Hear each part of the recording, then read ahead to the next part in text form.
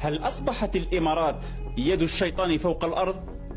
هل تحولت الإمارات إلى أداة بيد أمريكا وإسرائيل لتفكيك المنطقة العربية؟ أو بالأحرى هل تصهينت الإمارات؟ وإلا كيف نفسر تخصيص الإمارات جسرا جويا وبريا لإيصال السلاح والغذاء إلى الكيان الصهيوني بعد الضربات الموجعة التي تلقتها سفن الدعم الغربية في البحر الأحمر على يد الحوثيين؟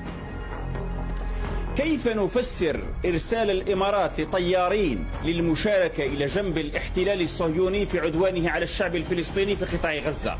ثم أليست الإمارات من مولت داعش بالسلاح واللباس العسكري والأموال من أجل تفتيت المنطقة العربية وتقتيل شعوبها؟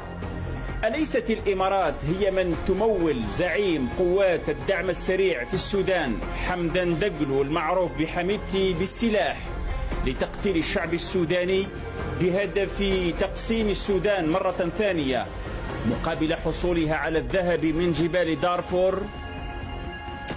أليست الإمارات هي من تمول المجرم الدموي خليفة حفتر في ليبيا بالسلاح وتوفر له الدعم السياسي والغطاء الدبلوماسي، وهي سبب الخراب الذي تعيشه ليبيا، وهي أحد الأسباب التي تعطل تسوية الملف الليبي بين جماعة طرابلس وبنغازي شرقا؟ أليست الإمارات هي من تنهب خيرات هذا البلد لصالح إسرائيل وفرنسا وأمريكا؟ ألا تعلمون بأن الإمارات العربية منحت ملايير الدولارات للمغرب من أجل شراء ذمم الدبلوماسيين في البرلمان الأوروبي والأمم المتحدة وشراء مواقف بعض الدول الأعضاء في مجلس الأمن الدولي على غرار فرنسا وشراء ذمم أعضاء في الكونغرس الأمريكي والاتحاد الإفريقي لإجهاض المسار الأممي لتنظيم استفتاء تقرير المصير في الصحراء الغربية؟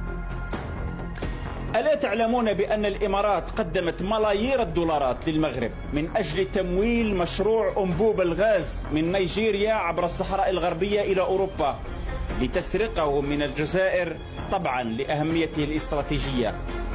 ألا تعلمون بأن الإمارات هي التي مولت عودة أكثر من 4000 عنصر داعشي من بلدان عربية ونشرتها في منطقة الساحل الإفريقي لاستهداف أمن الجزائر؟ وكيف تفسر لنا عائلة بن زايد منحها ل 15 مليون يورو للمغرب لشن حملة تشويه إعلامية ضد الجزائر في دول منطقة الساحل؟ أليست الإمارات الصهيو عربية هي عراب تطبيع الدول العربية مع الكيان الإسرائيلي؟ أليست هي من تقود الوساطات بين قادة الكيان الصهيوني والدول العربية؟ أليست هي الراعي لمشروع التطبيع في المنطقة العربية؟ أليست هي القائم على مشروع تهويد المنطقة العربية وتطويعها لصالح إسرائيل وأمريكا؟ أليست الإمارات من خلقت لنا دينا جديدا زاوجت فيه بين الإسلام والمسيحية واليهودية وبنت لذلك قرية في دبي مشكلة من مسجد وكنيسة وكنيسة وأطلقت على هذه القرية بيت العائلة الإبراهيمية، وبالتالي اخترعت لنا الدين الإبراهيمي؟